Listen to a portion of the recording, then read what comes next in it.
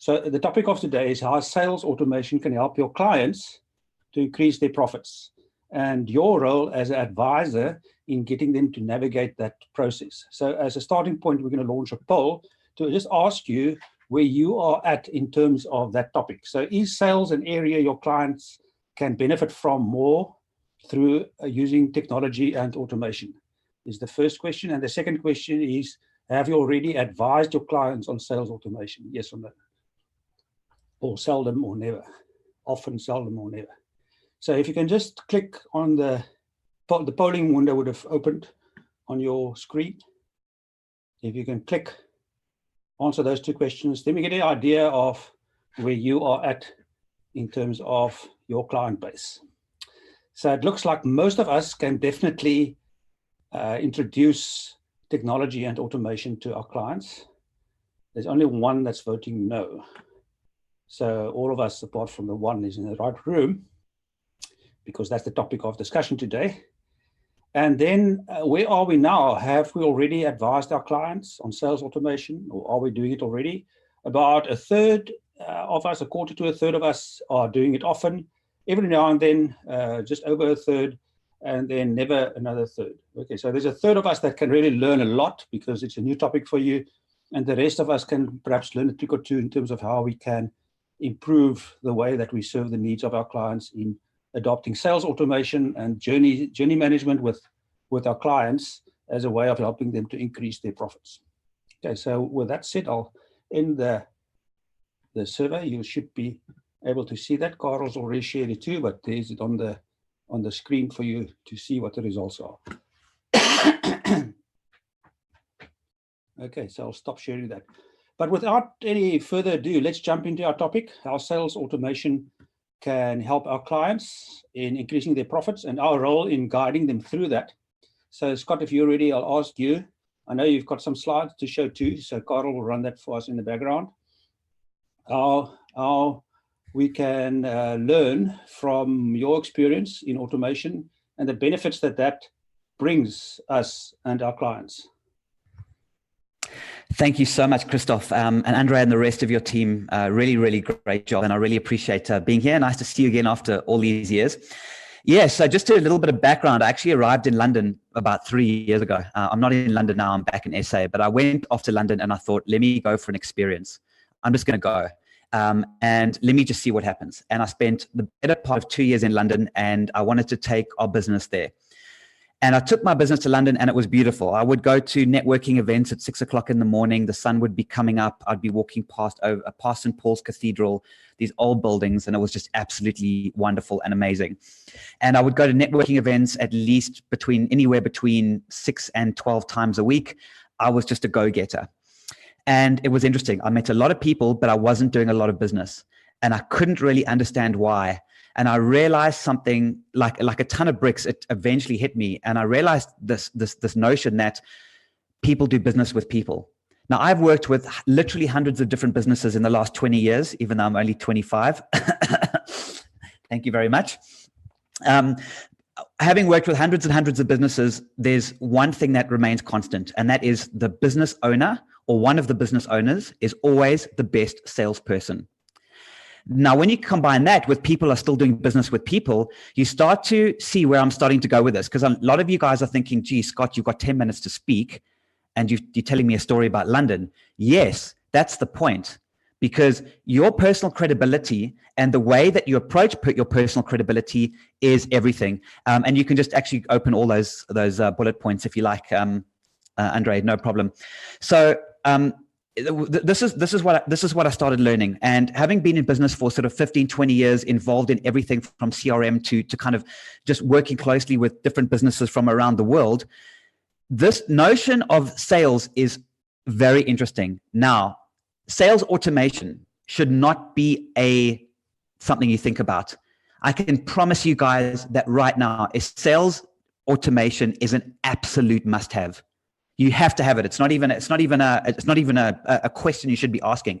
If you don't have sales automation of some kind, and your clients don't have sales automation, then they need help. Let's go see a psychiatrist together. We'll probably look on medication and see what's going on. Really, guys, sales automation is critical.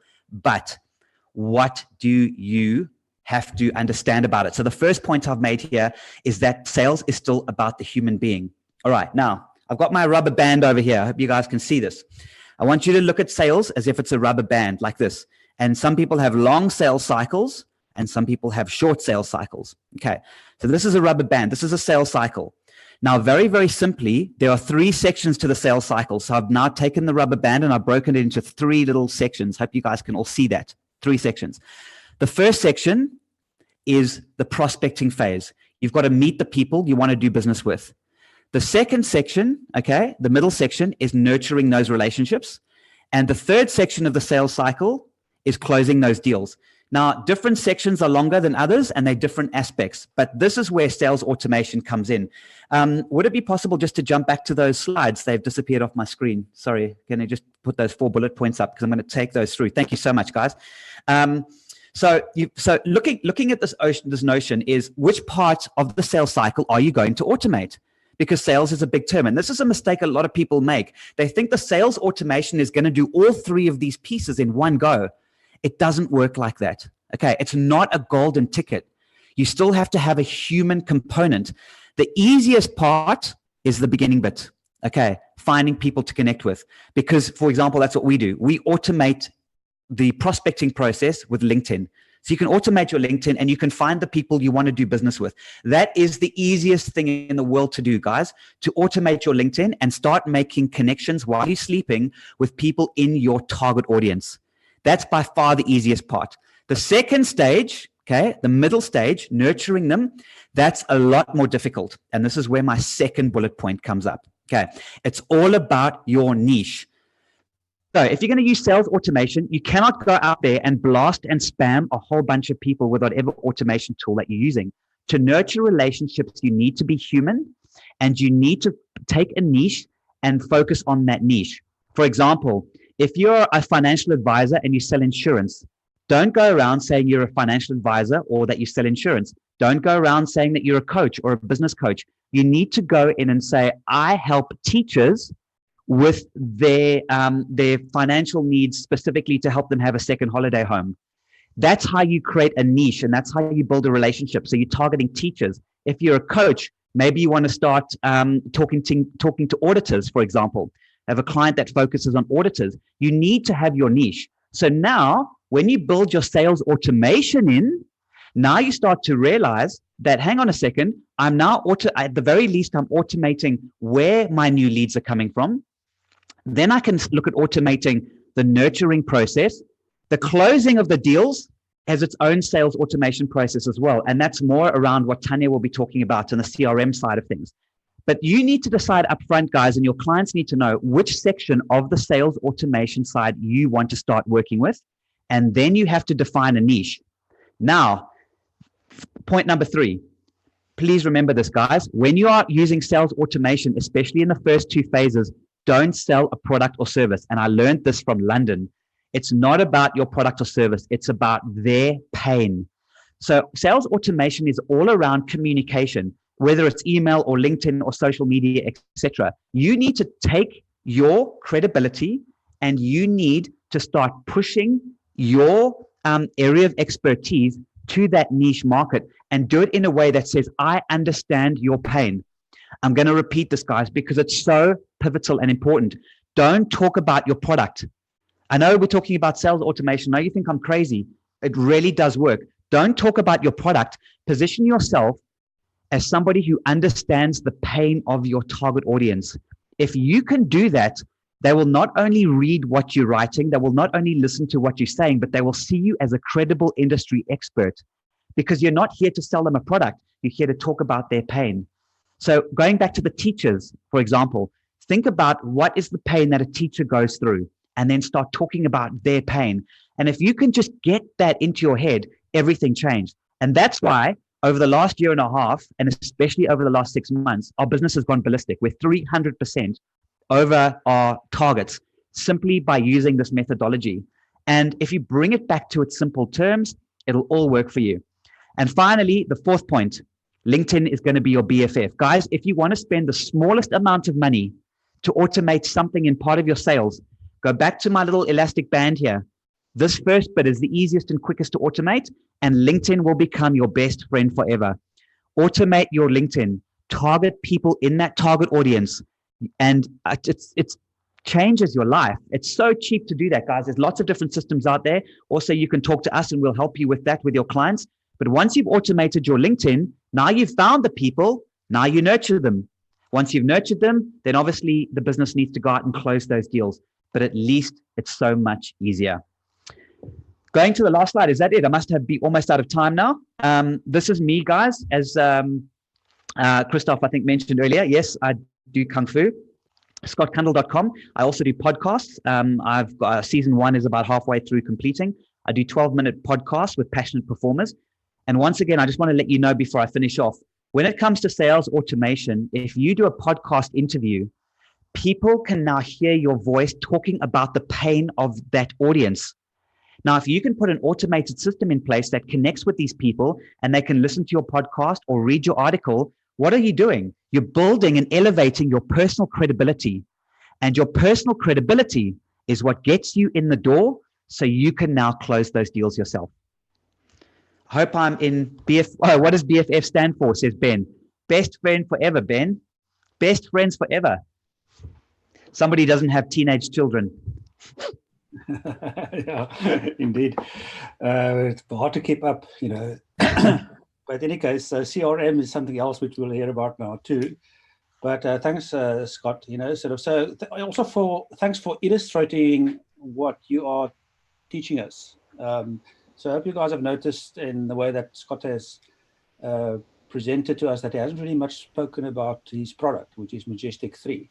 And I'm really intrigued in how to go and look. And I think that's kind of where things are leading for you, to find what is your intriguing story that you can tell to build that personal credibility with your prospects, and to be targeted in who those are. So you're not talking to everyone, you're talking to the right ones. So I'll remember the elastic. If you don't mind, Scott, I'll borrow that analogy when I need to explain this in the future too. My pleasure. My pleasure.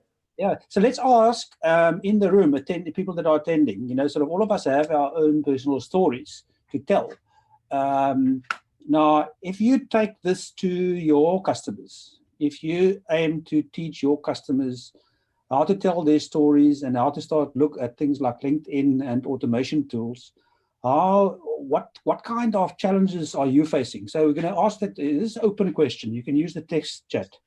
In fact, let's ask the question, you know, sort of what are the challenges that you face in your, or that you anticipate when introducing sales automation? And thanks, Carl, for putting us the question up there. So you can use the text chat. We are close to 50 people in the room, so we should have about 40 or 45 people answering that question. What are the challenges that you face if you've done it? If you haven't done it, what you anticipate when you go to your clients, your small business clients, and have a conversation about sales automation? If you start talking about them using their personal credibility, their story, in positioning themselves. So I don't see any activity. I'm sure we have challenges. What challenges do you anticipate? Thanks, Carl, for putting up the question there in the text chat too. So if you haven't noticed where the text chat button is, it's at the bottom of your screen of the window. You just click that button and it opens the text chat. And Ricardo says, thanks, Scott. He still remembers the email that he got from Scott in 2017. I think that's kind of, it's either that Ricardo has got a great memory or that Scott is great at telling his story, perhaps a combination of the two. Be a guru in something, stand by your niche. So what are the challenges that we face? So Rick says, my client have never heard of terms like leads and certainly have no idea what CRM is. Okay, so how to explain those kind of concepts to our clients is a challenge, especially if they've not been exposed to any of those things. And Linda says the older business clients fear technology and trying something new. So Tanya, we're starting to get some challenges here in terms of what we need to address when we speak about CRM. I see Marcus posted a question. in the Q&A. For us in our business working in the C-suite space, we wonder who it could fit for the culture we work in. For our clients, automation and digital tends to be blocked, I'm not sure, but the perceptions that keep them investing. Quite a few have a negative perception. Yeah, so it's about perceptions. Mark's point, Peter, that I may have not applied any automation so that advising someone else. Okay, so you still need to learn yourself, Peter, before you can explain that to someone else. And Musibedi, that was really inspiring, Scott. For me, the biggest challenge are the lack of digital skills amongst entrepreneurs and resistance to change. So resistance to change, of course, is something to overcome. But perhaps if one starts to see the benefits, it becomes easier for people to adopt new ways. Okay, overcoming spam. Belinda says that people are worried about spam. Costs for SMEs. Terence says, my clients all want to focus on themselves and their product rather than the needs of their clients. Well, there's a big job to help them to grow their businesses. They need to understand the needs of the clients. And then Miriam says, technology seems to be a monster when you speak to some entrepreneurs to overcome those challenges. So thanks for sharing, guys. Wilfred says, mine is to get their buy-in, convince them that technology can work for them. So perhaps, Wilfred, if we can move away from trying to convince them and them experiencing the benefit, that may also help. So Tania, if I can bring you in, considering these kind of comments, the requirements for the solutions that we are looking for, can you help us in this regard, perhaps addressing some of those questions too? And if you can switch on your camera, then we can see you too. Tania? There you are. Super.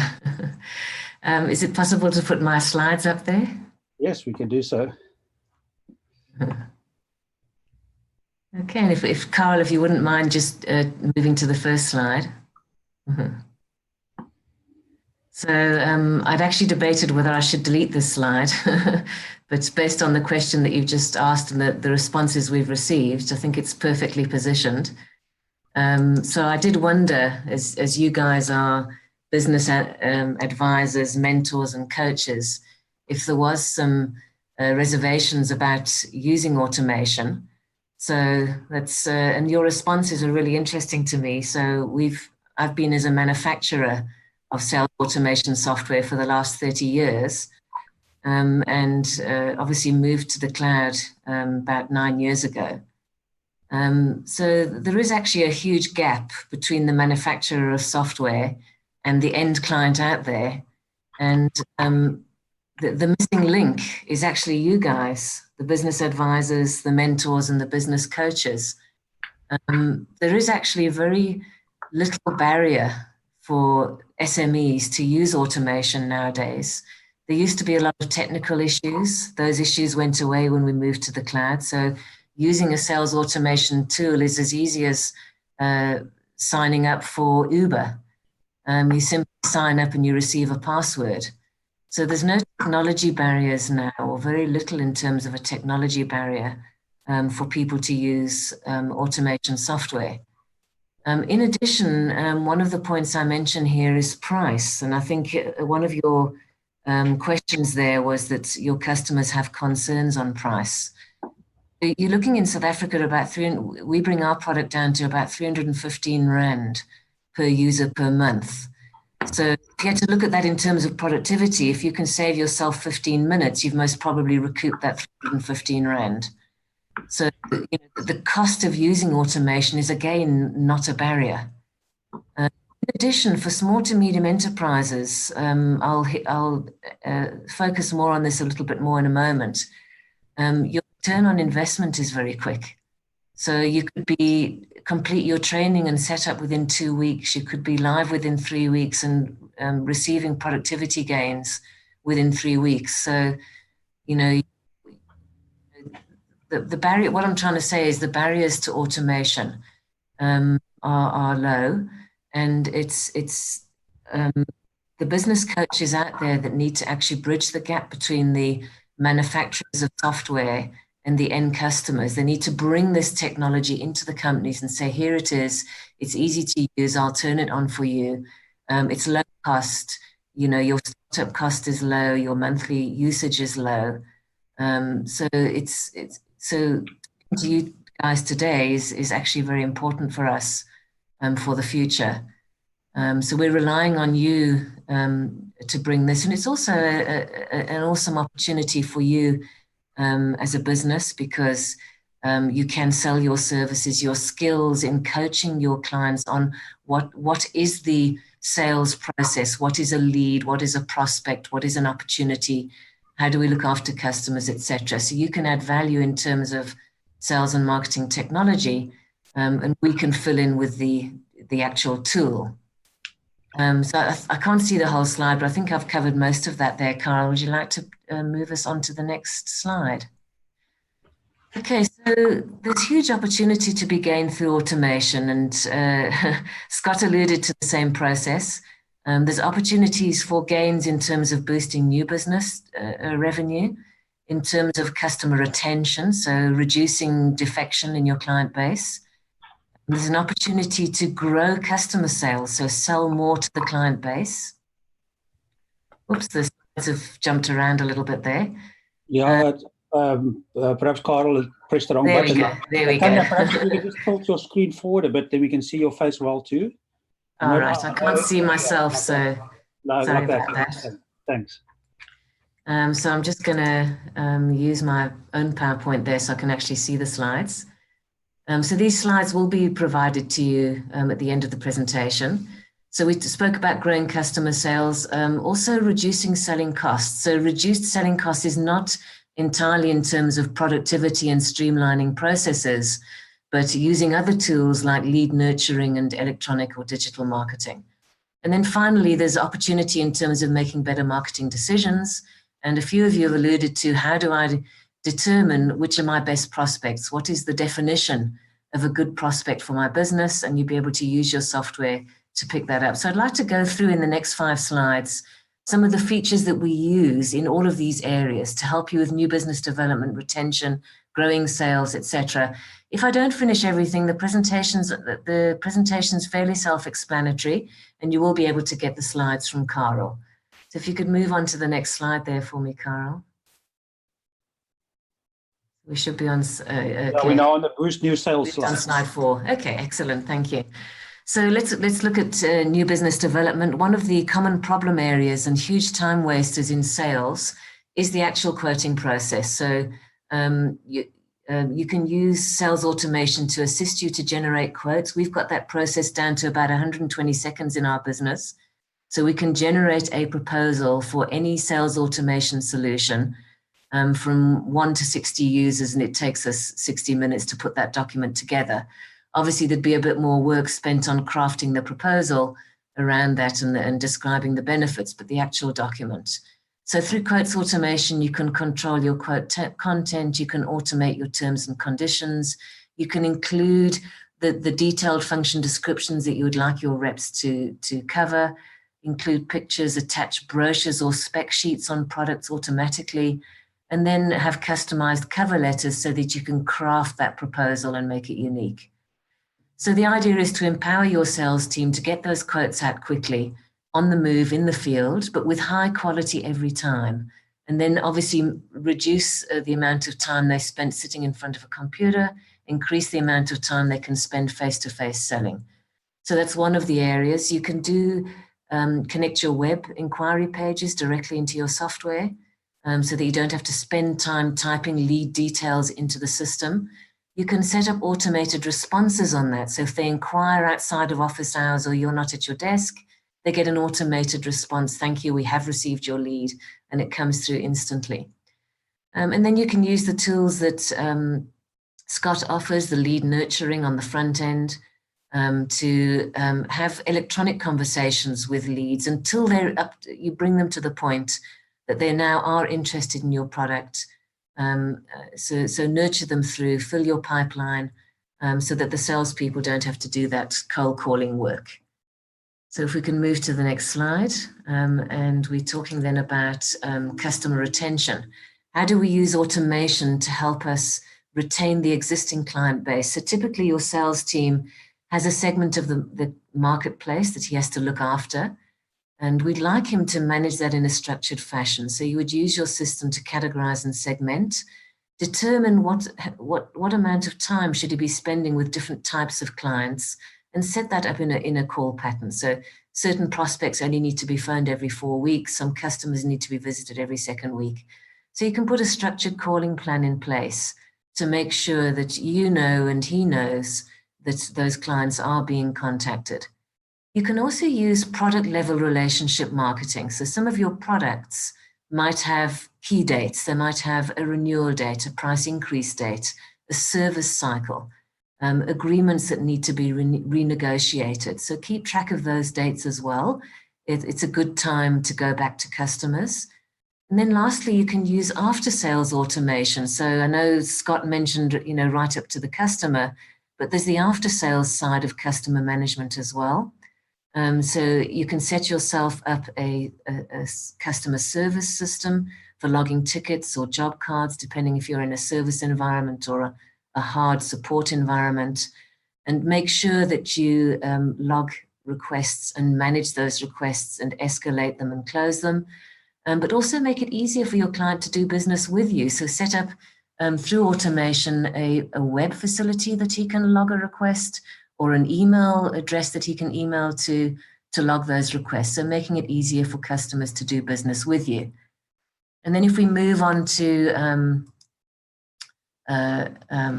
growing customer sales, we very often, or in most of our sales automation environments, we connect our sales automation tool with the customer's invoicing, accounting, or ERP solution. And if it's a South African web-based solution, we can do that automatically. No installation required. We simply put in connection fields and the two connect automatically. So there's no technical barriers there. And we bring that sales history into the sales automation tool. And that gives us powerful knowledge to help you to grow your customer sales. So you can now say which customers are buying in product group A, but not in product group B, but they're in a certain industry, so they should be able to use both product groups. So using this sort of information, your marketing team can craft messages, direct them into the marketplace, and try to get your customers to initiate discussions with the sales force. So lots of tools then that we can use to grow customer sales. If we look at reducing selling costs, when one mentions the word sales automation, you immediately think productivity.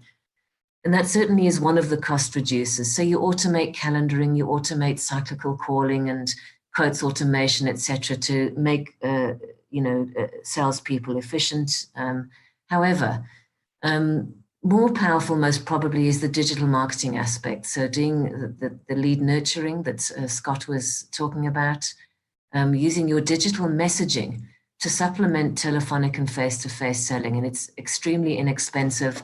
You can reuse it. So you can set up campaigns that you target to prospects and reuse those over and over. So you get more coverage and more hits in the marketplace.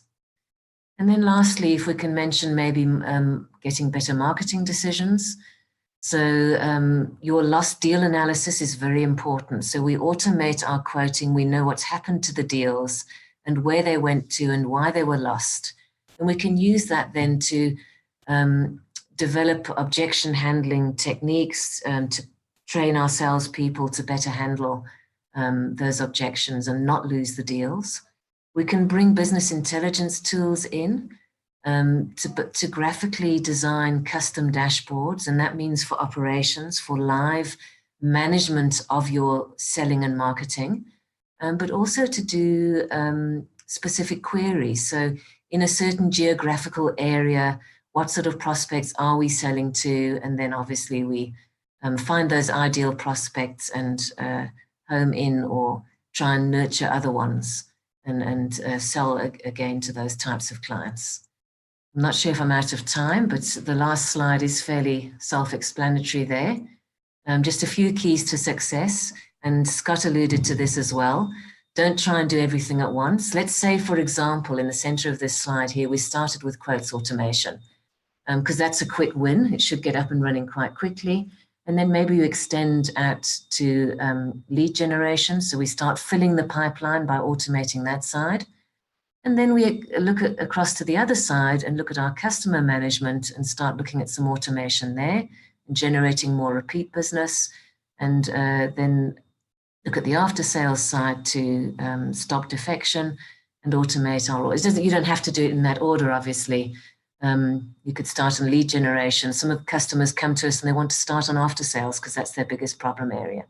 So you would assess with your customer which part of the sales pipeline, is it the lead gen end or the after sales end or the middle component, which piece is the most problematic, and then you start on one of those areas and then expand outwards. It's a growing, a lifetime journey, most probably.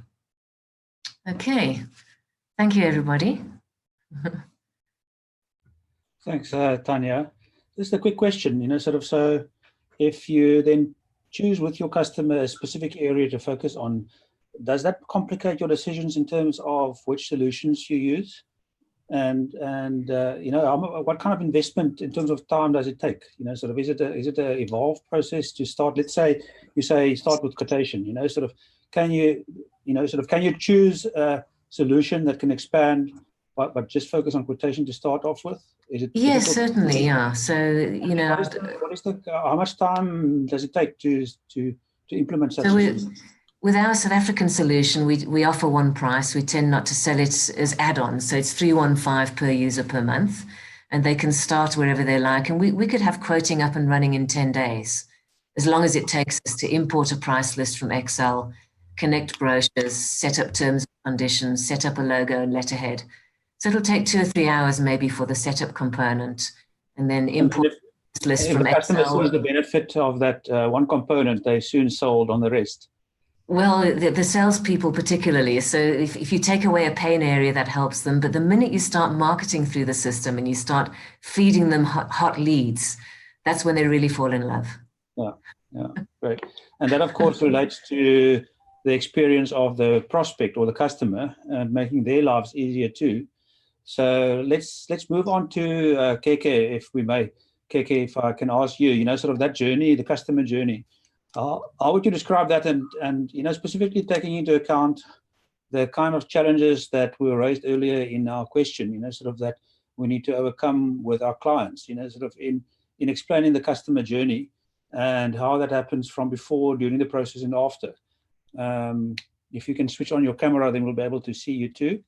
First off, can you switch on my camera? I'm not sure. Someone else switched it off, and I'm not able to switch it on now. That's interesting. Yeah, there we go. There you are. Awesome. Okay. So firstly, I think Tania and Scott really brought forth great points relating to this customer journey in its entirety. And what I'll be doing is expanding on some of what they said and also adding my own insights. So Coral, if you could please put my slides on the screen, that would be awesome. Thank you. Next slide. So I'm Kekeletso Moloto, and I'm the owner of a company called JEDI Marketing. We deal a lot with relationship marketing, and we work on social media, email marketing, and we even work on offline marketing in order to generate leads and provide real valuable results for our clients. And through this process, we've learned a lot about positioning and about communication and messaging and about your audience and how it is to engage them, which are a very important part of this automation process, because we cannot really automate a process until we know how to connect with our customers and engage them in a way that's valuable to them and in a way that they'll want to know more. And I think that's also something that Scott spoke about.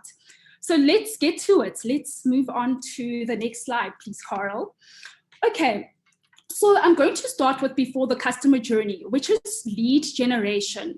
So, and your clients and yourselves should know that you always need to be building an email list You always need to be generating leads, because at the end of the day, your email list will be who you turn to when you have a new product to offer. It will be who you turn to when you have an event to run, or even if you want to run a quiz or survey.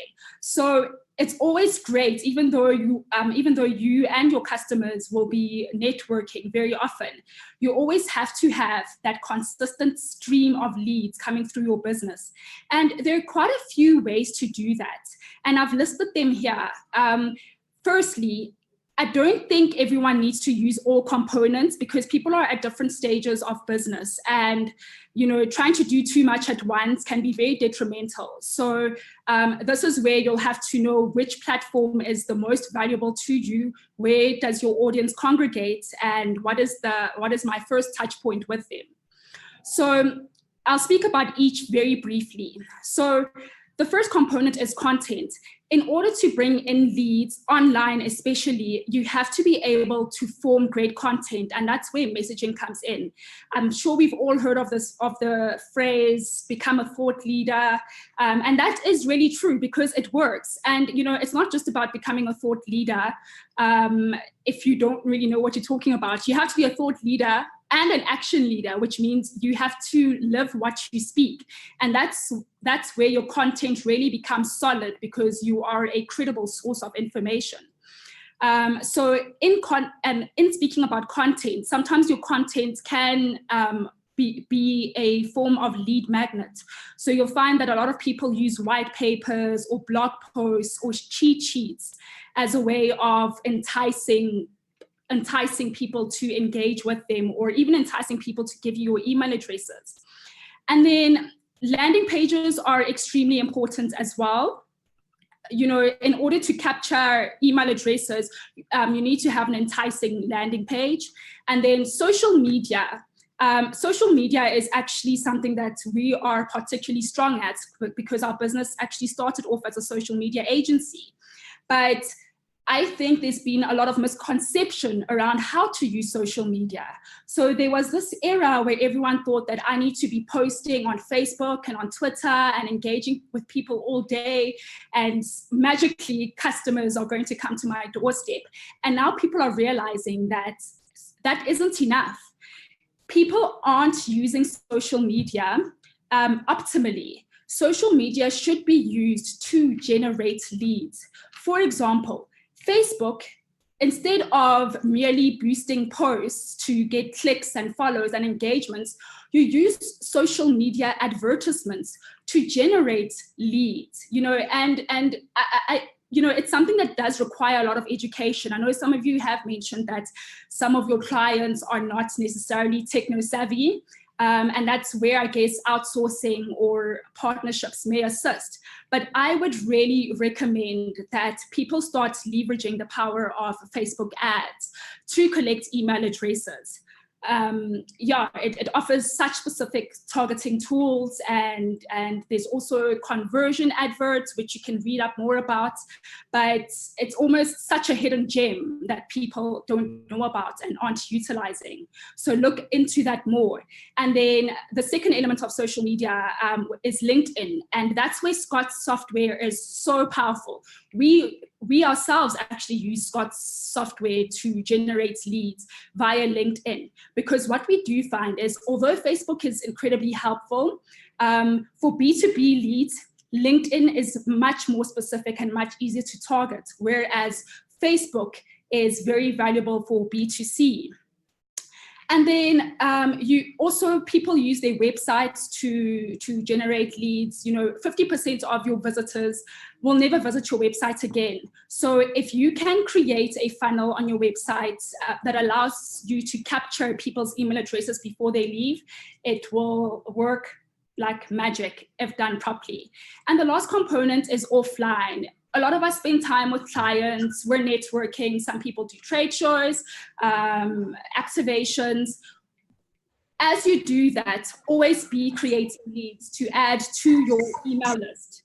So this is just, before we even speak about lead nurturing, we have to know how to get people into our funnel first. And these are the different lead generation tactics that are of value. So let's move on to the next. So what I've drawn up here is a diagram regarding the lead nurturing process. So it does look long-winded and complicated, but hopefully Carl will be sending the slides to you, and I'm sure I can also provide you a bit of context to make this more palatable. But essentially, once we have generated leads and we bring people into our email funnel, we either have the new leads who have to get to know who we are. And that's where the bonding series comes in. The purpose of the bonding series is for your customers to get to know who you are. We all know the adage that people only buy from people who they know, like, and trust. And the bonding series works to serve that purpose. And I'm alluding to Scott again because his system is so fantastic. But this is what Majestic does really well. You share thoughts, you share insights with your customers, which allows them to trust you a lot more. However, some people have existing databases that they haven't really utilized. And your existing database are people who've already had some form of contact with your business. And something needs to be done with those people. So we like to take those people to what we call an action series. And an action series is enticing people to take action of some sort, be it a webinar or a webinar or them attending an event. You want them to either give you their time, or at a later stage, you want them to either purchase or consume for you. And the action series leads to that. Remember, guys, there is no point in having an email list if you're not able to monetize that list. So a lot of people think that having your email list is this pot of gold, but not knowing how to use that email list is pretty much the same as not having that list at all. So learn to start using that email list. So just to get back to, I'm jumping around a bit, but just to get back to this series. So there are two types of emails that you send: the action series and the bonding series. Action series is to get them to take a specific action to convert them. The bonding series is for them to get to know you better. The moment they take an action, which I mentioned earlier, either in the form of a webinar, either in the form of them attending an event, either in the form of them buying a product, then you're able to take them to the ascend level. And that's what we refer to as a value ladder. So the moment someone purchases from you, or the moment someone attends your event or your webinar, that's not the end of your journey with them. And this is where after sales becomes so important, because you need to be able to offer them consistent value, and value that's climbing up a ladder in tiers, where they'll continue purchasing until your business makes money and scales. That's also where great value comes from, utilizing a sequence like this, really knowing what to do after people have purchased from you. So just to go through this diagram further, an important thing is also knowing how to segment the lists that come through all your funnels, because Scott alluded to being very specific about who you target, but some people's readiness to engage with your product or to purchase is on different levels. So you always need to find ways to segment your audience and tailor your communication to where in the journey these audience members lie. All right. And no, sorry, please go back to the previous slide, Carl. I wasn't done. Okay, so I've spoken about the action series and I've spoken about the bonding series, and there's so much to this. I'm only scraping the surface, but sometimes you will lead people to an action and they simply aren't ready. And that's where you learn to re-engage people. Just because someone did not take that specific action at the time that you wanted them to, does not mean that you cannot retarget them in future. So always remember to have methods of re-engaging with customers. And lastly, we also don't want dormant people on our mailing list. And that's where we have to learn to remove people or send people a communication saying, we've been communicating for some time, I've been sending emails, you don't seem to be interested in our product, should we take you off our mailing list, should we not?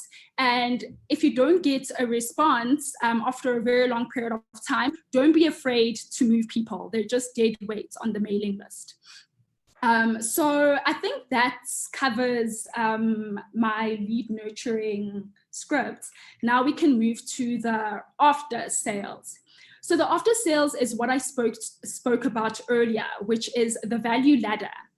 As I said, you don't stop at that initial sale, you take people up a value ladder. And I've used my own system to illustrate this. So in being 100% transparent, I haven't even implemented every single phase in the system. I know that I should be doing this, but we all start somewhere. And as Tania also said, be specific in terms of what tools and you want to use and where to start, and know what you actually have time for. So looking at this value ladder is what we aim to do. We've only done some of it, but we start with offering a live event or a free webinar. And that's what we lead people to in our action series. And then taking people up that value ladder means offering them a workshop. So we do a lot of educational workshops on how to run social media ads, how to structure your messaging in your emails, etc. Yet after that workshop, my contact with that customer isn't complete. I'm actually able to offer them an online course to expand on this information. And in that online course, I'm able to keep people in my cycle, my sales cycle longer, and also offer them more value and make more money. And that's them ascending my value ladder. And then lastly, we're looking to offer a membership. And a membership is, sometimes not all people can afford a full online course, which we are still building. But we're able to offer people a chance to be part of our community, where they can speak to other small business owners or other marketing practitioners, and even have direct access to us to provide them with continuous marketing insights. And they pay a monthly membership fee for that. So you can see what I'm doing here. Even though people may not be ready to purchase at each stage, there is something for everyone over here. And in ensuring that hello, sorry, we are still here, but perhaps, Keke, if you can just wrap up that so that we still have some time for questions too. By the way, if you have a question, please use the Q&A button. I don't see any questions, so it's either that our presenters have done absolutely great in explaining everything crystal clear to you, or that we haven't noticed that there is a Q&A button to press. If you want us to address any question in the live webinar, please type in the question now. So, but Keke, yeah, please continue. So, if you can wrap up. Yeah, I think I've spoken quite a bit about the value ladder, and always, having them ascend that value ladder, until they get to your highest ticket offering, which in our case are interventions, organization interventions, and one-on-one consultations. And that will look different for each and every business. So, knowing how to generate leads is great, knowing how to nurture them is great, but also knowing what to do with them afterwards and knowing how to get them to your highest ticket offer is also very important. And with that, I'll wrap up. Thank you. Okay, no, great. So I see that, Benny, you've got your hand up. If it's by accident, you can lower it, but otherwise I'm going to bring you into the room to ask your question live. By the way, if you want to come into the room and ask your question live and participate in that way, you can do so too.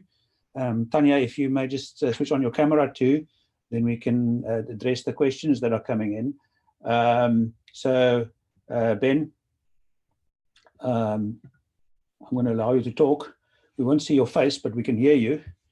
You just need to unmute, so we'll unmute you. It's taking a second there. By the way, while we're bringing Ben in, the distinction, Scott's distinction between prospecting, nurturing the relationship, and closing the sales. Of course, I've heard now actually leads onto a fourth. You need to add one more segment in your string there, Scott, which is after sales. Yeah, or did I get that wrong? You need to unmute. Yes. Okay. Yes. So that's very much where Tania comes in. So once the sale has been made, that's where the CRM. So CRM traditionally is customer relationship management. So it implies that they're already a customer, but the actual concept of CRM is now broadened. So it's actually the pre-sales process or the sales process as well.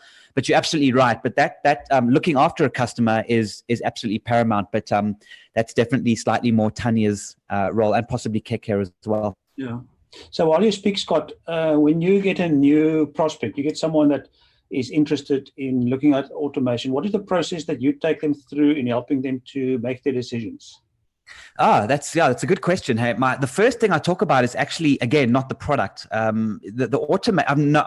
never gone out there and said we do sales automation or sales prospecting automation. We go out there and we say, we get you in front of the right people so you can sell yourself. So it's about building that credibility. So when I sit with a client, the first thing we do, and I've just posted a link to my book, which is free. It's a 20-minute read. It's called The Captivating One-Liner. Guys, if you do nothing else in your business, in any marketing or any technology, just come up with a captivating one-liner. A captivating one-liner is one line that effectively tells your target audience, which means you have to think of who your target audience is. And it's that one line that gets them to make them realize that you feel their pain, that you understand them. So the first thing I do with a new prospect, to answer your question, Christoph, is I take them through a 90-minute workshop, and we come up with who is your target market and what is your captivating one-liner. Because our goal is, how do I build your personal credibility so that your audience goes, I need to take this guy or girl very seriously, and I need to get on a call with them. Once you're in front of them, that third piece of the string, of the elastic band, that's up to you to do the sales. And there's some sales tools that can help you through BluWave, et cetera, et cetera. But our focus is get that captivating one-liner, guys. Read that book. It'll explain it all for you. It's 20 minutes. It's quick. Great. Okay, I'll do so too. Tania and Keke, if I can ask the same questions. We are fast running out of time, and it looks like I think you guys must have done a great job, because there aren't any questions that anyone wants to ask us. So, and we're running out of time. So, Tania and Keke, I'm going to come to Tania first. The same question. So Scott talks about that prospecting and building a relationship and so on. We have a relationship. When our clients are interested and we want to start a discussion, how can we draw on your support to assist us in getting them to understand what CRM is about? Yes, certainly. We do consult with clients. We give free consultations to discuss their requirement, and it's not about demonstrating software. As Scott says, it's about what are their issues, and we probe for pain areas. Obviously, we know how to identify them. We ask the right questions, and then direct the client. And we always develop a strategy for the client before we start implementation to say, right, what are your problem areas? Where are we going to start? Let's break it down into 3-month blocks and spread it over the year, sort of thing, and just try to direct them. Okay, so can you paste the best way for people to connect with you into the chat? So I did do that earlier. I don't know if you noticed. I put our website. Can you do so, Scott and Keke, if you want to do the same? Yes. If you want to be contactable, that's the opportunity, I suppose. So I did say that all business coaches can sign up as resellers. They get free licenses of BluWave, and there is a free trial on our website as well. Right. Thanks for that offer, guys. Make opportunity work for you. And Keke, the same. When people don't understand what content creation is and they go crazy on social media with the wrong stuff and so on, are there ways for you to help us as business advisors to give our customer guidance and perhaps connect with you too? You need to unmute, or I can unmute you. Please unmute. Hello? Okay, can you hear me now? All right. Yeah, now, yes. Thank you. I have just posted an email address to join our mailing list. But we also work in the consulting space, and also we offer educational workshops on how to utilize social media and messaging and email optimally. So if anyone is interested in that, please feel free to join our emailing list. Great stuff. So while you're talking, Keke, perhaps a parting comment about automation and making it easier for customers to connect with us. I'll ask Tania and Scott to give their parting thoughts too. You know, I think the most important thing is, and I'm sure this has been said earlier, focus on the customer's needs. Focus on what their underlying problem is. You know, I always say this, marketing is all about human behavior. And once you really understand what is bothering your customers, why they can't sleep at night, you'll be able to tailor solutions that speak specifically to them. You know, remember, in trying to convert a customer, you need to use logic and research. There needs to be personal gain for them. There needs to be social proof. So there needs to be proof of your concept working. And you also sometimes need to add elements that make them fear missing out on your offer. So as long as you have all of that, I think you have a perfect recipe. Great, thanks. By the way, don't go away, guys, because there's still IBASA news and some important information that Lesego Mokoena from the IBASA office is going to share with us just now. But let's wrap up the topic. Tania, so what are your parting thoughts?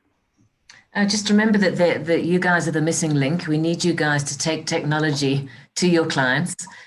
We'd be happy to engage with all of you. If you'd like to become resellers of BluWave, it's free to sign up. Let's hope that our relationship with you guys is ongoing. Good, thank you very much. And Scott, from your side? Yeah, just to finish off, I just wanted to say that in the three little stages of the elastic band, that first stage it's a must. It's not even a debatable issue. Guys, your clients need to have that. At the very least, just let them sleep and let your LinkedIn automation just be sending you contacts in your target market every day. It makes no sense why you don't do it. So we also have a reseller program in place. I'd love to chat to you. Just hook up with me on scottcundill.com. But yeah, guys, we got a question. Oh, they want to know if the slides will be emailed. Yeah, okay, I'll let you answer that. Yeah, otherwise, I'm all good. Thank you so much, guys. Thank you. Thanks, Tania and KK too, for your valuable contribution here today. I've learned a few things, and in fact, a few things to go do.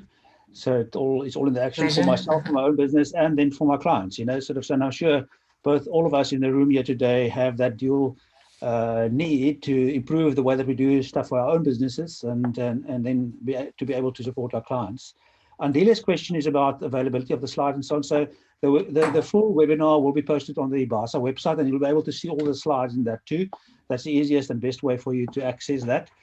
So if you are looking for a replay, just have a look on the IBASA website by early next week, and it will be there. Okay, Sahar is asking that you can share your link again, Scott, to your book. I know it is there, but perhaps just add it to the bottom again, then everyone can see it. Yeah, sure. I'll do that. Yeah. But thanks our three panelists. Great to have you. You're welcome to stay on. We're going to shift mode a bit to talk about IBASA stuff now, but you're welcome to stay. So ask that Lesego switches on a camera and unmute the sound that we can speak to her about IBASA's developments, and unmute too. Lesego, you need to activate your camera so we can see you.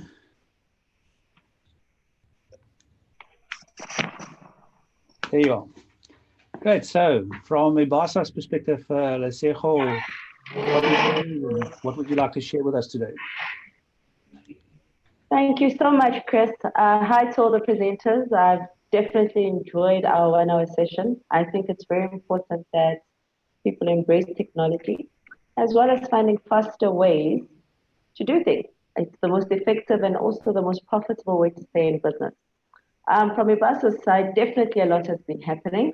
We're excited to tell all our members as well as our colleagues that we've just completed our roadshow in the month of June in the Free State. So in terms of us going out to meet public as well as to meet also our members, we've definitely been more active and coming to your provinces. So do look out to when we're in your province as well, where we can engage more about business advising and its impact on absolutely everyone. Another thing that has also happened for us at IBASA is that we're part of a wonderful festival called the Festival of Ideas right here in Gauteng, held and hosted by the city of Ekurhuleni. We were part of the pitching judges, as well as we gave over $1 million with the city. So in terms of business advising being taken more seriously, you can rest assured that people are definitely looking for answers. They're looking for solutions. And we believe that IBASA members can provide that platform. Do take advantage of the offers that our current presenters have offered so that you can also diversify what you offer as a member to your clients, as well as use it for yourself. I always say it doesn't hurt to try a new thing as long as it makes you better. So definitely from IBASA's side, we are more than excited and more than interested in you taking advantage of the opportunities that you actually find on this webinar. Most importantly, if you have found this webinar valuable, tell a friend, tell a client. Let's start the debate of business advising and its importance. So we are excited. There are a lot of exciting developments. We have also been part of a discussion on business advising. Those who are able to comment on it, please send it through to the office. You can either send it on admin@ibasa.org.za or to myself, leseho@ibasa.org.za. As we continue the discussion and the debate of business advising, we want you to be part of it. That's pretty much most of it, Chris. Anything else? Yeah, no, great. Well, Carl is showing the slide there with a link. So go there for new members or for renewal of membership. Important to be part of the professional body and the movement. There's lots of discussions happening in the environment around us on how the business advising industry is progressing. But let's start with a practical thing. If you have seen in the chat, there's a link. And I'm going to ask that everyone in the chat now clicks that link that says webinar feedback. It will really help us if you just give us a minute of your time to give us feedback on how we can improve the webinar series and what we do here. So just click on that webinar feedback link and form will open for you to, if it will open. I'm testing it and it's not opening well. I may have to cut and paste the link, it looks like. For some reason, from my side, I click on it and it doesn't want to open, but maybe it needs something in front to help us in opening the link. Let's see. No, I can't do anything in my chat. I'm not sure if you guys have the same problem, but Carl, can you put www in front there and see what happens if that becomes a clickable link? Otherwise, you have to copy and paste that link and it will open the form for you to just give us feedback, please. And you can do it now. It's going to take you a minute. I think Carl succeeded. Because Okay, I can see, yeah, he succeeded. Yeah, if the link doesn't want to open, you can cut and paste that. Your feedback will be much appreciated. So just give us the feedback there quickly. It's just a minute, even less, and will help us in shaping this to be a really useful experience for IBASA members. And of course, those that aren't members, you're getting a freebie here, but maybe not for long. So please sign up as a member, be part of the community, participate in what we do, and then we can improve the way that we serve our clients so that they can grow and contribute to the economy, create jobs, make sure our country grows as it may. So thank you very much again, Tania, Scott, and Keke for your contribution today. Leseho, thanks for sharing with us. Carl in the background. Do you want to switch on your camera quickly, Carl? Oh, yes. Chris, one more thing before we go. As a last parting shot, like what Christoph was saying, business advising and being a professional, it's important. And as IBASA, we've always advocated that being a professionally accredited business advisor is definitely what the public needs. So do join us as a community, do join us as a family. You will find that when you're an accredited business advisor, that you will be taken more seriously. So definitely, just to add to what Chris has said, you do want to join us as a family. It'll definitely be worth your time. Yeah.